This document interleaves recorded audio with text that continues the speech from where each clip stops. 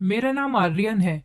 मेरी शादी एक ऐसी लड़की से हुई थी जो बहुत ही संस्कारी लड़की थी, जबकि मैं एक ऐसा लड़का था जो बहुत ज्यादा स्मार्ट और मॉडर्न ख्याल का था। मैं कोई संस्कारी नहीं था और ना ही मैंने कभी संस्कार वाली बातों पर ध्यान दिया था। मैं तो हमेशा अपनी दुनिया में मगन रहता था। मेरी एक अलग ही दुनिया थी। दोस्तों के साथ घूमना फिरना, पार्टी करना, हमेशा नई नई लड़कियों के साथ डांस करना, उनके साथ अफेयर चलाना। मैं कभी भी किसी लड़की के साथ सीरियस नहीं हुआ था। किसी भी लड़की से मुझे ऐसा प्यार नहीं हुआ था जिससे प्यार करने के बाद मैं शादी के बारे में सोच सकूं। और शायद मुझे लड़कियां भी मेरे ही टाइप की मिलती थी। वो भी मेरे साथ फ्लर्ट करती थी। यहाँ तक कि मेरी स्मार्टनेस देखने के बाद मुझसे आसानी से सेट भी हो जाती थी। मैं अपने ऊपर बहुत घमंड करता था। मैं एक नए जमाने का और नए ख्यालों वाला लड़का था। मगर मेरी फैमिली पुरानी और पुराने ख्यालातों वाली थी। सबसे ज्यादा पुरानी सोच रखने वाली तो मेरी मम्मी थी, जिन्होंने अपनी आधी जिंदगी गांव में रहकर गुजार दी थी। उनकी शादी मेरे पापा के साथ यहाँ शहर में हुई थी। तब जाकर उन्होंने शहर की बातों को एक्सेप्ट किया था। मेरी दादी को भी एक ऐसी ही लड़की की जरूरत थी जो संस्कारी हो, सीधी सादी हो और घर के सारे कामकाज जानती हो। मेरी मम्मी बिल्कुल वैसी ही थी। अब मेरी मम्मी का ख्याल था कि उनकी होने वाली बहू भी ऐसी ही होनी चाहिए, जो बिल्कुल मासूम, संस्कारी और घरेलू हो, जो सिर्फ घर के काम जानती हो, पढ़ी लिखी हो मगर मॉडर्न ना हो, खूबसूरत हो मगर अपनी खूबसूरती दूसरों के सामने जाहिर न करती हो, घर के काम में माहिर हो मगर बाहर की बातों को ज्यादा ना जानती हो, संस्कारी हो और संस्कार के हिसाब से ही चलने वाली लड़की हो। मेरी मम्मी मुझे बताती थी कि देखना, मैं तुम्हारे लिए ऐसी ही लड़की तलाश करूंगी जिसमें ऐसी सारी क्वालिटीज हों जैसी मेरी सोच है। मैं अपनी मम्मी की बात पर जोर जोर से हंसता था। अपनी मम्मी से कहता था कि जब दादी ऐसी क्वालिटी की लड़की पापा के लिए लाना चाहती थी तो वो पुराना दौर था, इसीलिए दादी को आप जैसी उस जमाने की लड़की आसानी से मिल गई थी। मगर अब नया जमाना है। अब आपको ऐसी लड़की ढूंढने से भी नहीं मिलेगी। और आप एक ही लड़की में जितने गुण देख रही हो, उनमें से एक भी गुण अगर आपको मिल जाए तो आप मेरा नाम बदल देना। मैंने अपनी मम्मी को ये बात बहुत कॉन्फिडेंस के साथ कही थी। मैंने कहा, मम्मी, अब जमाना बहुत आगे बढ़ चुका है। अब आपको दूर दूर तक भी ऐसी लड़की नहीं मिलेगी जैसी लड़की आप सोचकर बैठी हुई हो। आजकल लड़कियां इतनी मॉडर्न हो गई हैं कि घर में भी मेकअप से ही रहती हैं। और अगर कोई लड़की बहन जी टाइप कपड़े पहन लेती है तो उसकी सब लोग इंसल्ट करने लगते हैं। आजकल पुराने जमाने की लड़कियों का बिल्कुल भी क्रेज नहीं है। उन लड़कियों को लोग बेवकूफ बना देते हैं जो पुराने जमाने की लड़कियों की तरह अपनी लाइफ को जी रही हैं। मेरी मम्मी कहने लगी, मुझे भगवान पर पूरा भरोसा है, मुझे मेरी बहू ऐसी ही मिलेगी जैसा मैंने सोच रखा है।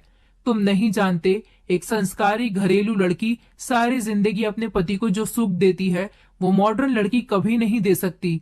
संस्कारी लड़की हमेशा अपने पति को अपना देवता समझती है, जबकि मॉडर्न लड़की अपने शौक पूरे करने के चक्कर में अपने पति और बच्चों पर कभी ध्यान ही नहीं देती। हालांकि वो कभी अपनी गृहस्थी को गृहस्थी ही नहीं समझती। उसकी गृहस्थी तो वही होती है जिस लाइफस्टाइल से वो अपनी जिंदगी को जी रही होती है। तुम देखना, मैं तुम्हारे लिए ऐसी लड़की तलाश करके ही रहूंगी। भले ही मुझे तुम्हारे लिए ऐसी लड़की ढूंढने में समय लग जाए, मगर मैं इस घर में मॉडर्न लड़की को कभी बर्दाश्त नहीं कर सकती। तुम भी सावधान रहना, अगर तुमने किसी ऐसी लड़की से मोहब्बत की तो। अपनी मम्मी की बात सुनकर मैं फिर से हंसने लगा था। मैंने कहा, मम्मी, मैं कभी किसी लड़की के लिए सीरियस नहीं होता, मगर मैं आपसे रिक्वेस्ट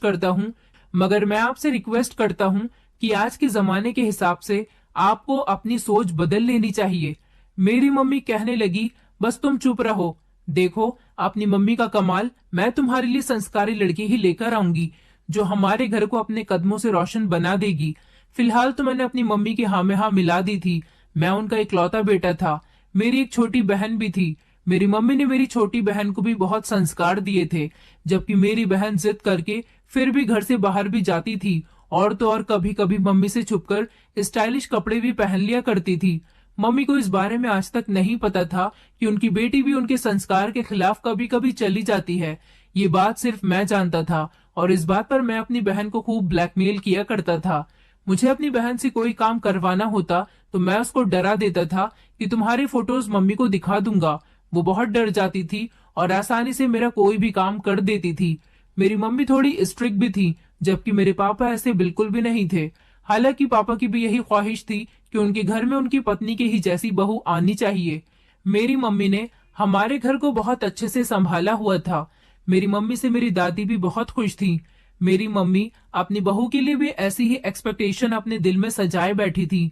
अब आगे देखना था कि मेरी मम्मी को ऐसी लड़की मिलनी भी है या नहीं। मुझे तो कभी ऐसा लगता ही नहीं था कि मम्मी को ऐसी लड़की मिलेगी भी, क्योंकि इतने सालों से मेरी मुलाकात जितनी भी लड़कियों से हुई थी वो सभी मॉडर्न थी। मैंने अभी तक कोई भी ऐसी संस्कारी लड़की नहीं देखी थी जो मेरी मम्मी की सोच पर उतरती हो। हालांकि मुझे खुद भी मॉडर्न लड़कियां पसंद थी। मैं अपने लिए एक ऐसी स्टाइलिश लड़की को पत्नी बनने के बारे में सोचता था जो मेरे साथ कदम से कदम मिलाकर चले। उसकी सोच बिल्कुल फ्री होनी चाहिए, क्योंकि मैं भी ऐसी ही सोच रखने वाला इंसान था। मगर मेरी मम्मी ने ऐसी लड़की की तलाश कर ही ली थी जैसी उन्होंने सोची हुई थी। मैं इस बात पर हैरान रह गया था कि उनको आखिर इस तरह की लड़की आज के जमाने में कैसे मिल गई। मेरी मम्मी ने जब मेरे लिए लड़की पसंद की तो मुझे पता चला कि वो लड़की काफी संस्कारी है और कभी घर से बाहर ही नहीं निकलती, यहाँ तक कि उसके सर से तो पल्लू भी नहीं उतरता। तब मैं थोड़ा हिचकिचाहट का शिकार हुआ था कि पता नहीं हमारा कैसे गुजारा होगा, क्योंकि मैं ऐसा बिल्कुल भी नहीं था। मैं तो हमेशा यही सोचता था कि मेरी मम्मी को ऐसी लड़की कभी मिलेगी ही नहीं। मगर मैं ये नहीं जानता था कि उन्हें ऐसी लड़की जल्द ही मिलने वाली है, क्योंकि मेरी मम्मी तो जिद पर अड़ गई थी कि मेरी शादी कराएंगी तो ऐसी ही लड़की से करवाएंगी, वरना मेरी शादी करने में देर कर देंगी। अब मैं सोच सोच कर परेशान हो रहा था। मैं सोच रहा था कि मेरी पत्नी के साथ मेरा गुजारा होना बहुत मुश्किल सी बात है। वो भी मेरी मम्मी की तरह मनगढ़ंत बातों पर विश्वास करने वाली लड़की ही होगी और बात बात पर मुझे रोक टोक करेगी। लेकिन घर वालों की मर्जी देखते हुए मैं चुप कर गया था, क्योंकि मेरी मम्मी की खुशी ऐसी ही लड़की में थी। यहाँ तक कि मेरे पापा भी इस रिश्ते से खुश थे। मेरी समझ नहीं आ रहा था कि ऐसा कैसे हो गया। ये सब कुछ इतनी जल्दी जल्दी हो गया था कि मुझे समझने का वक्त भी नहीं मिला था। मेरे घर वाले तो इस लड़की की तारीफ करते करते नहीं ठहर रहे थे। इतनी ज्यादा तारीफ कर रहे थे कि मुझे उलझन होने लगी थी। उनकी इतना ज्यादा तारीफ करने पर मैंने सोचा कि लड़की सच में अच्छी ही होगी, तभी तो वो सबको आसानी से पसंद आ गई है। उनकी पसंद को देखते हुए मुझे लगा अब बहुत जल्दी ही मुझे अपनी जिंदगी में भी चेंजेस देखने पड़ेंगे, क्योंकि सब मेरी आने वाली पत्नी से बहुत ज्यादा इम्प्रेस हुए थे, जो कि बहुत संस्कारी थी।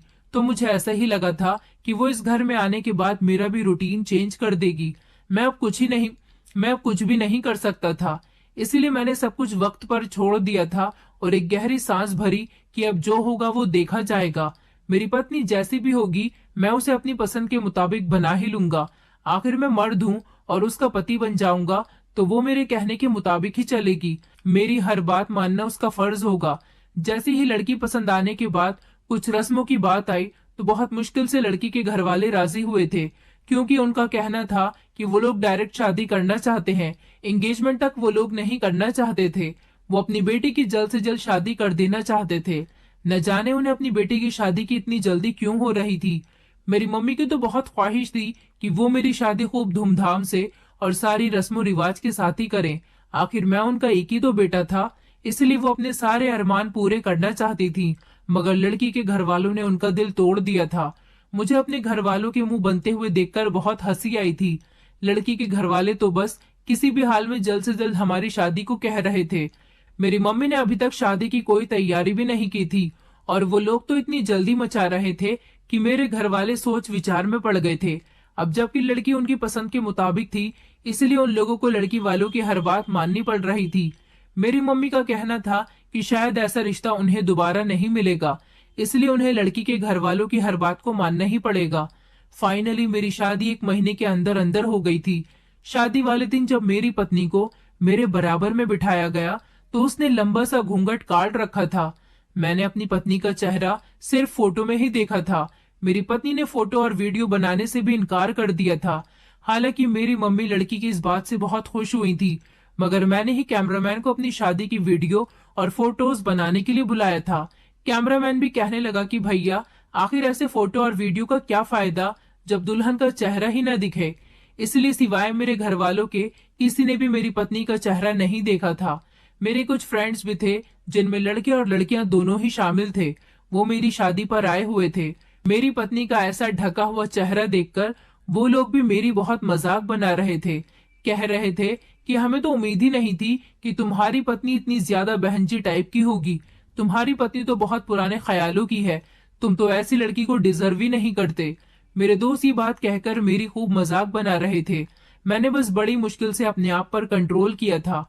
वो लड़की पत्नी बनते ही मेरी जिंदगी में आ गई थी, और मैं जो नई जिंदगी शुरू करने के लिए कुछ अरमान दिल में रखे हुआ था, वो सब धीरे धीरे खत्म होते गए थे। और फिर मैंने अपने दिल में जो बहुत बड़ी बड़ी प्लानिंग की हुई थी कि मैं अपनी पत्नी को बदल दूंगा और अपने हिसाब जैसा कर दूंगा, लेकिन मैं अब चुप करके उसकी जैसी जिंदगी जीने को एक्सेप्ट कर चुका था।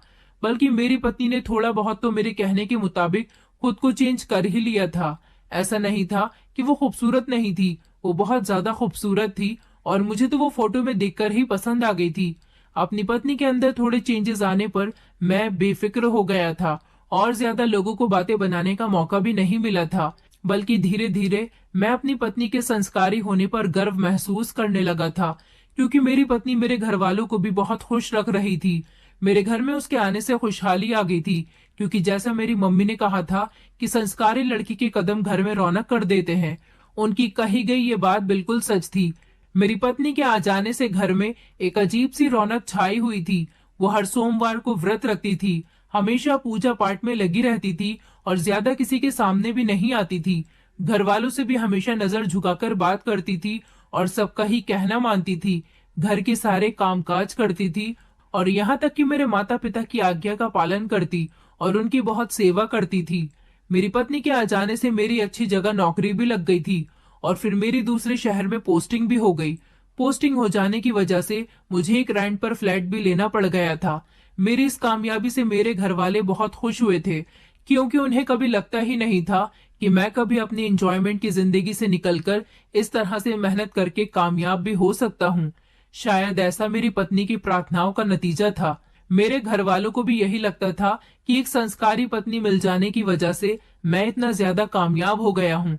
मैं अपनी पत्नी के साथ उस घर में शिफ्ट हो गया था। मुझे लगा था कि शादी के बाद कुछ चेंजेस या फिर थोड़ी बहुत मुश्किल का सामना होगा, लेकिन मेरे साथ तो बिल्कुल उल्टा ही हुआ था।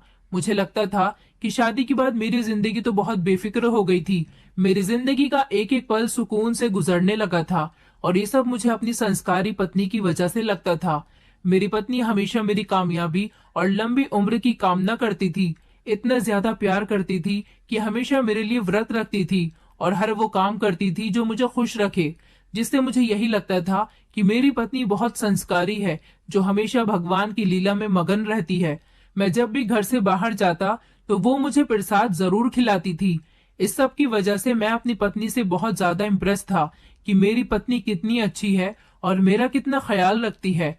हमेशा मेरी लंबी उम्र की कामना करती है, ताकि मैं किसी मुश्किल में न फंस जाऊं। जिस जगह मेरा फ्लैट था वहां पर बहुत सी पड़ोसियों के घर की औरतें हमारे घर में आने जाने लगी थी। वो सब की सब मेरी पत्नी की बहुत इज्जत करती थी। मेरा तो उनसे बहुत कम सामना होता था, क्योंकि ये सारी ही औरतें मेरे काम पर जाने के बाद ही आती थी और मेरे आने से पहले ही चली जाती थी। मेरी पत्नी ने मुझे कभी शिकायत का मौका ही नहीं दिया था, जिसकी वजह से मैं जल्दी ही उसकी मोहब्बत में डूबता जा रहा था।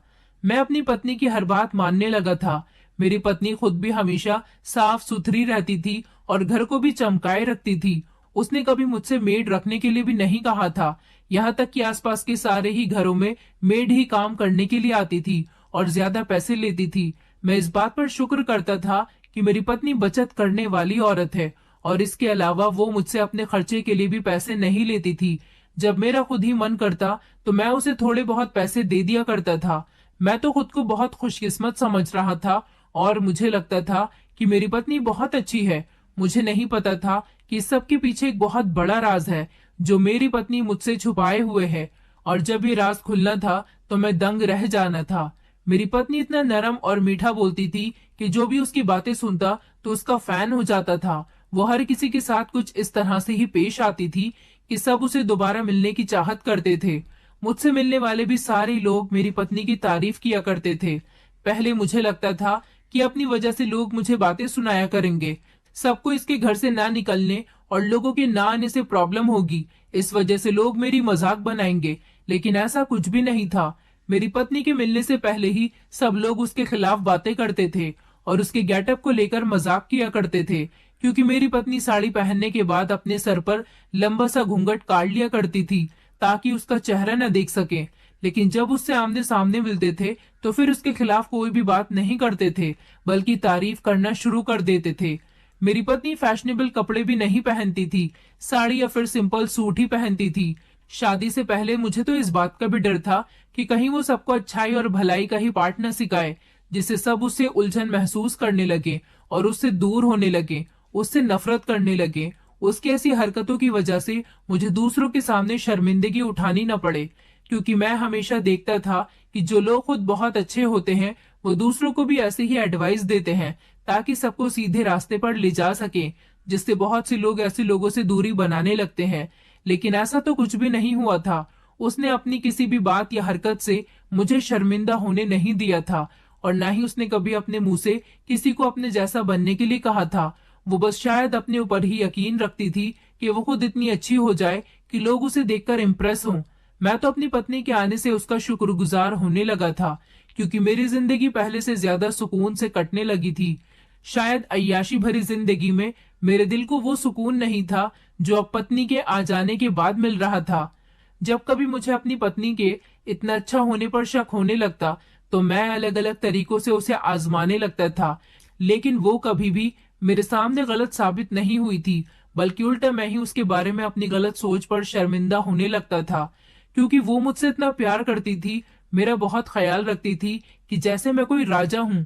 वो कहती थी कि मुझे मेरी माँ ने ऐसे ही संस्कार दिए हैं। मेरी माँ ने मुझे हमेशा सिखाया है कि पति की सेवा करना ही पत्नी का कर्तव्य है। पति पत्नी के लिए देवता समान होता है, इसलिए हमेशा उसकी सेवा करनी चाहिए।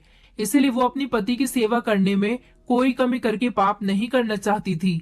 एक दिन मैं अपने दोस्त के साथ शॉपिंग करने गया तो ना जाने मेरे दिमाग में ऐसी क्या बात आई कि मैं अपनी पत्नी के लिए मॉडर्न ड्रेस ले आया।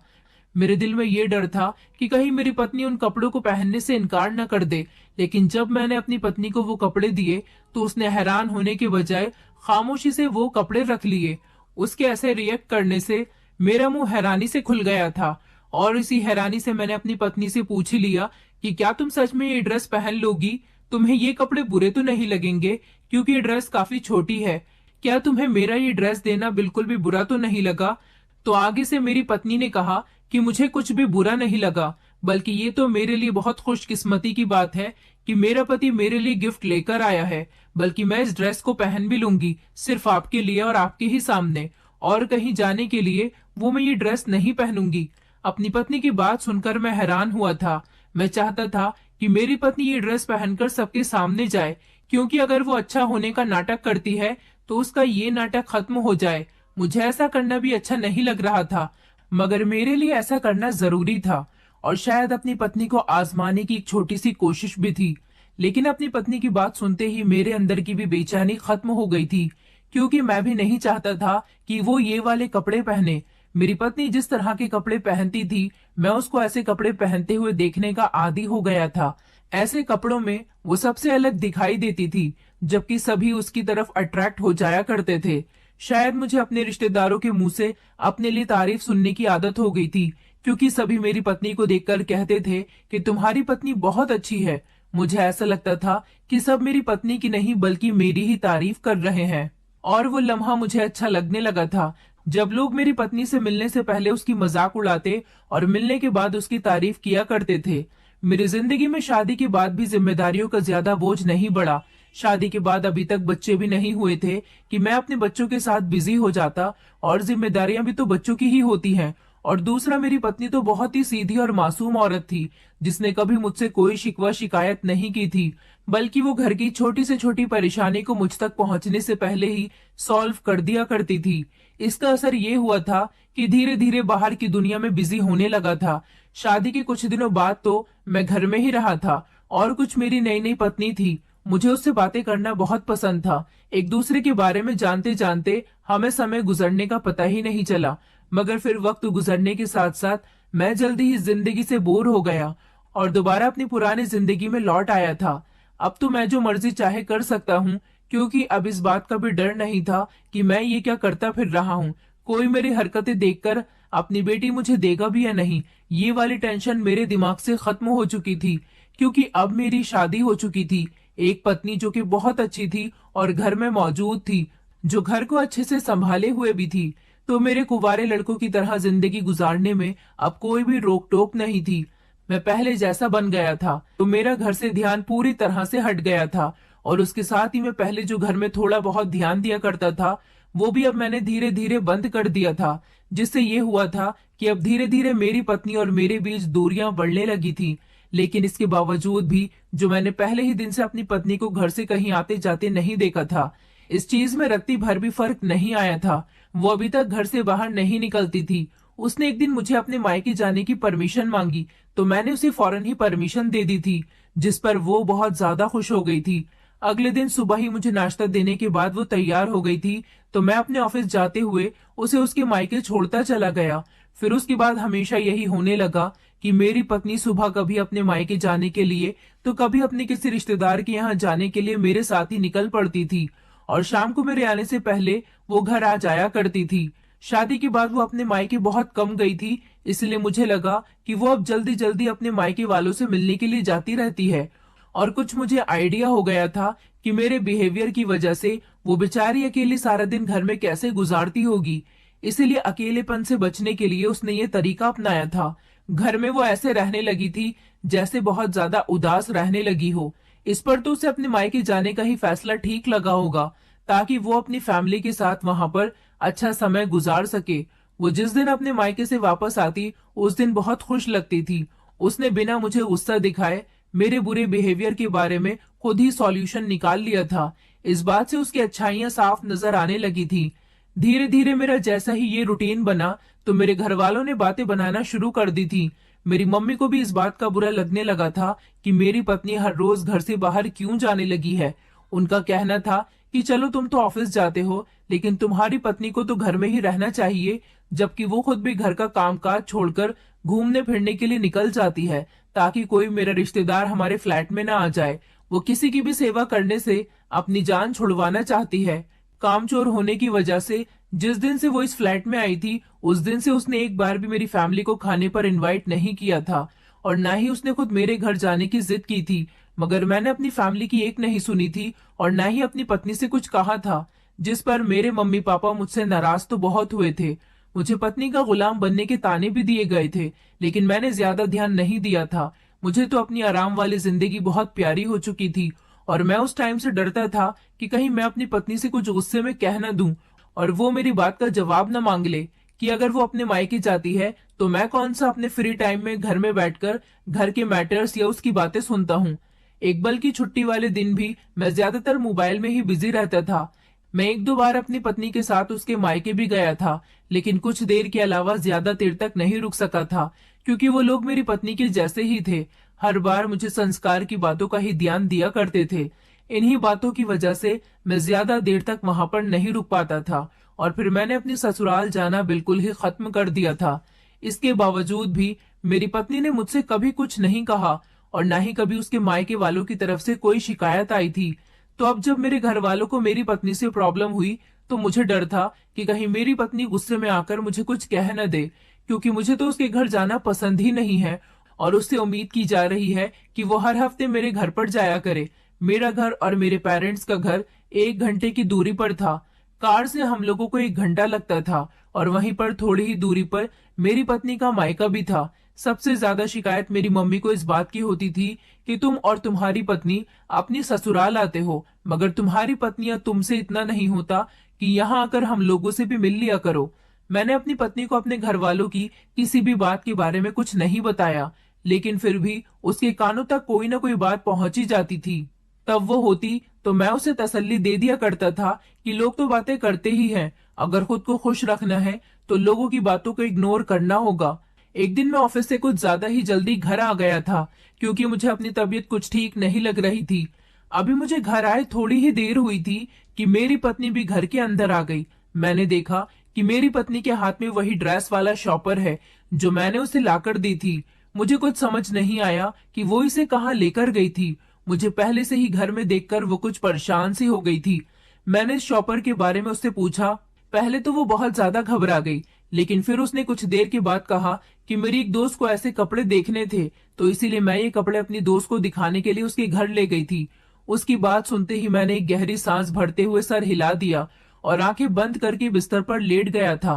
मेरी कंडीशन देखने के बाद मेरी पत्नी बहुत परेशान हो गई थी और फिर उसने तब तक सांस नहीं लिया जब तक उसने मुझे पहले से बेहतर महसूस नहीं करा लिया। उसकी परेशानी देखकर मैं दिल ही दिल में शर्मिंदा हो रहा था। कुछ दिनों के बाद मेरी बहन की शादी की तैयारियां शुरू हो गईं, तो मेरी पत्नी ने मेरी बहन की शादी में मम्मी के साथ मिलकर खूब उनके काम में हाथ बटाए। वो कुछ दिनों के लिए मेरे घर चली गई थी और सारे काम को भी उसने अच्छी तरह से संभाल लिया था। कुछ दिनों पहले जो मेरी मम्मी मेरी पत्नी की बुराइयां कर रही थी, अब वो एक बार फिर से उसका सबसे आगे काम करने के अंदाज में उसकी तारीफें करते नहीं थक रही थी। एक फिर से सबसे अच्छी मेरी पत्नी ही नजर आ रही थी और शादी में भी सारे मेहमानों की जबान पर मेरी पत्नी का ही नाम था। ये सब देखकर मैं गर्व से फूला नहीं समा रहा था। सबसे ज्यादा शादी की तैयारियों का बोझ मेरी पत्नी ने ही उठाया हुआ था, क्योंकि वो हर काम में बिल्कुल परफेक्ट थी, काम करने में भी और हर एक को अच्छी एडवाइस देने में भी। मेरी बहन को भी हर काम अपनी भाभी की पसंद से ही चाहिए था। मैंने अपनी बहन की शादी पर अपने कुछ दोस्तों को भी इनवाइट किया था। मेरी शादी पर भी मेरे फ्रेंड्स आए थे, लेकिन मेरी पत्नी ने लंबा घूंघट किया हुआ था। वो इस वजह से उसका चेहरा नहीं देख पाए थे और शादी पर उन्होंने मेरी मजाक भी बहुत बनाई थी। लेकिन अब मेरी पत्नी अपने सर पर पल्लू रखती तो थी, मगर फंक्शंस में अपना चेहरा नहीं ढकती थी। मेरी पत्नी को देखकर मेरी शादी में आने वाले मेरे फ्रेंड्स बहुत ज्यादा हैरान हुए थे, जिस पर मैं उनके एक्सप्रेशन से कुछ घबरा सा गया था। मेरी पत्नी उनसे बहुत अच्छे तरीके से मिली थी, अब जिसकी वजह से मेरे दोस्त और ज्यादा हैरान हो गए थे। मुझे बार बार अपने फ्रेंड्स को ऐसा देखकर हंसी आ रही थी। मैं फिर से अपनी जिंदगी में खुश रहने लगा था। मेरी बहन की शादी खत्म होते ही मैं और मेरी पत्नी, जो अपनी फैमिली के साथ रह रहे थे, एक बार फिर से अपने घर में वापस आ गए थे और यहाँ आते ही फिर से वही पुराने रूटीन के हिसाब से जिंदगी शुरू हो गई थी। मेरी पत्नी मेरी बहन की शादी के दिनों में बिल्कुल भी अपने मायके नहीं गई थी, जिसकी वजह से वो घर आते ही अपने मायके जाने की तैयारियों में लग गई थी और मैं चाहते हुए भी उसे रोक नहीं सका था। मेरी तबीयत ठीक नहीं थी, मैं चाहता था कि वो रुक जाए, लेकिन मैं उससे कुछ कह नहीं सका था। उस दिन मायके जाने के बाद से मेरी पत्नी ने अपने मायके जाना बहुत कम कर दिया था, जिससे मुझे लगा कि शायद अब वो खुद को घर में रहने का आदी कर रही है। एक दिन मैं घर आया तो मैंने अपनी पत्नी को बताया कि मेरे फ्रेंड्स ने एक बहुत बड़ी पार्टी रखी है, तो मैं कल ऑफिस से घर नहीं आऊंगा, डायरेक्ट अपने फ्रेंड्स के पास जाऊंगा। मेरे मुंह से पार्टी की बात सुनकर मेरी पत्नी बहुत ज्यादा परेशान हो गई थी, जबकि मुझे उसकी परेशानी की वजह समझ नहीं आई थी, मगर मैं उससे कुछ पूछे भी नहीं अपनी खुशी में बिजी हो गया था। मैंने उसे इग्नोर कर दिया था और सोचा कि शायद वो जानती होगी कि जब इस तरह जवान लड़के पार्टी करते हैं तो अपनी हद से आगे बढ़ जाते हैं। अगले दिन मैं खुशी खुशी तैयार होकर ऑफिस जाने के लिए निकल गया था। मैं ऑफिस से 7 बजे आ जाता था और फिर आज तो मैं डायरेक्ट ही वहां से अपने दोस्तों के पास जाने वाला था। 7 बजते ही मैं अपने दोस्तों के पास चला गया था।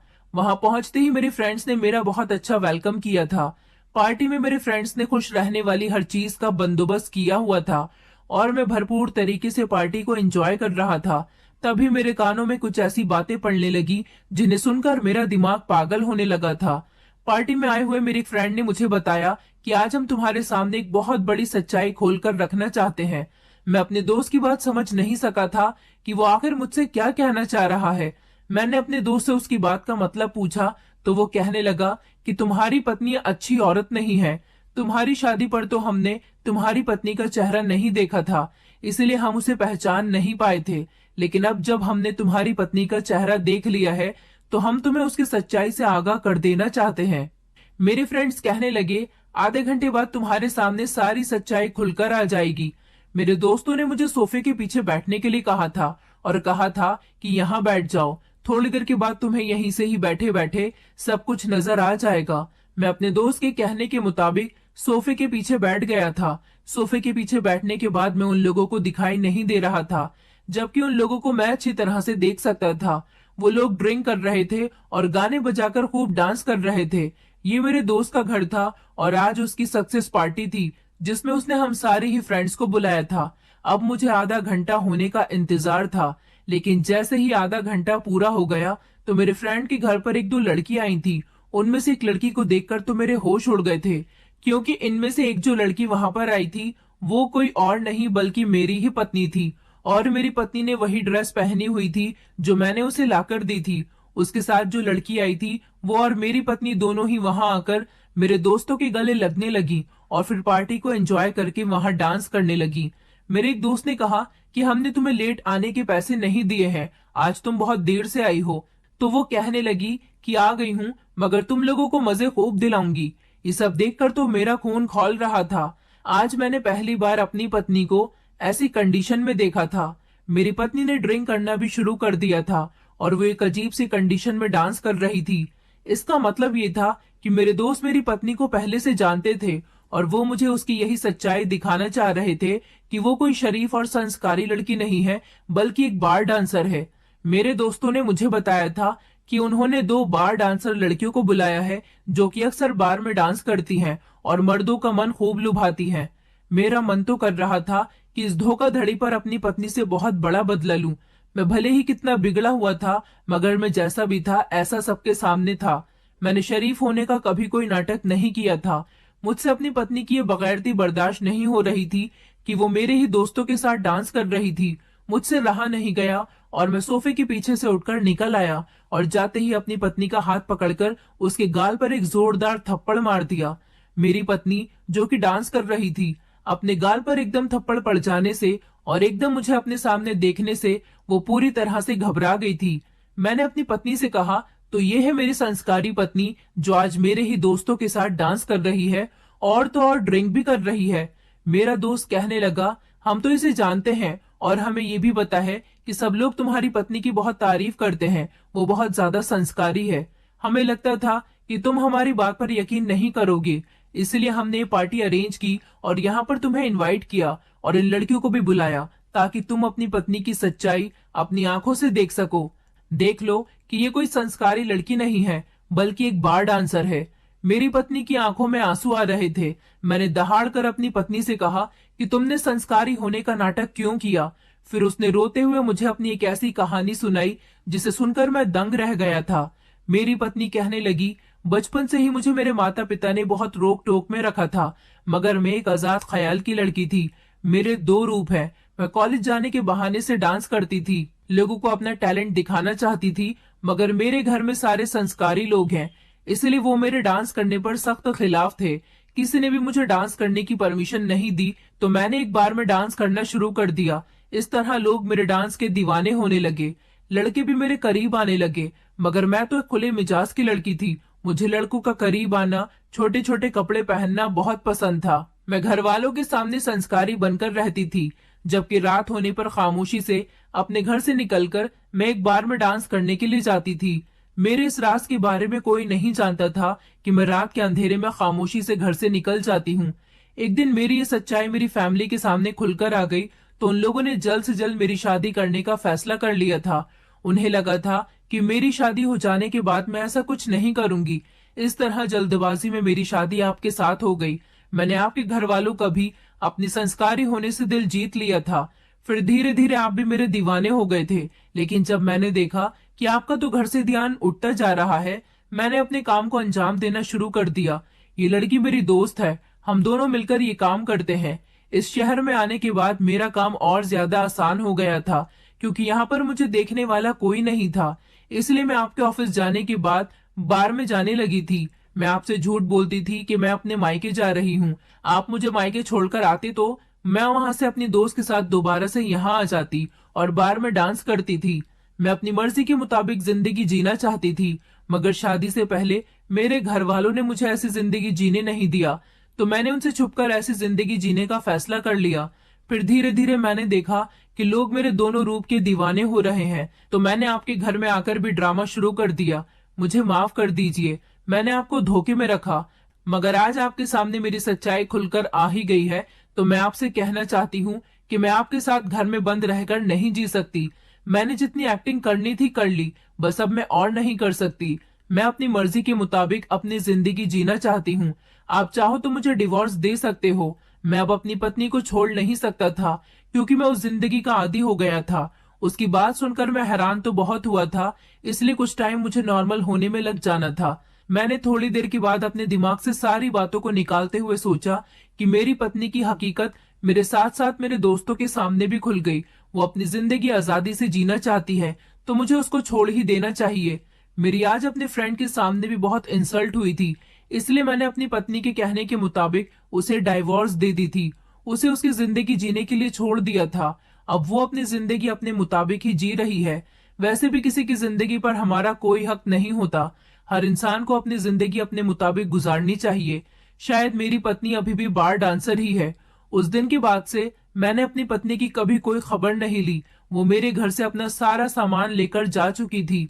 हम दोनों की फैमिली को भी हमारे डाइवोर्स के बारे में पता चल गया था। सुना था कि मेरी पत्नी की फैमिली ने उससे सारे संबंध खत्म कर दिए और मेरी फैमिली का भी कहना था कि अच्छा हुआ तुमने उस लड़की को डिवोर्स दे दी, क्योंकि वो तुम्हारे लायक नहीं थी।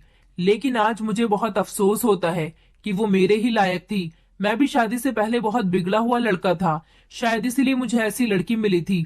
पर जो भी था, मैंने अभी तक दूसरी शादी नहीं की है। अभी मैं अपनी लाइफ एंजॉय कर रहा हूँ। मैं अपनी पत्नी को छोड़ने के बाद कोई अफसोस में नहीं हूँ, बल्कि खुशी खुशी अपने बिजनेस पर ध्यान दे रहा हूँ और अपनी लाइफ को एंजॉय कर रहा हूँ। दोस्तों, उम्मीद करती हूँ आपको हमारी कहानी पसंद आई होगी। कहानी पसंद आई है तो वीडियो को लाइक करें, चैनल पर नए हैं तो चैनल को सब्सक्राइब करें और हाँ, नोटिफिकेशन बेल को जरूर दबाएं ताकि अगली अपडेट सबसे पहले आपको मिले।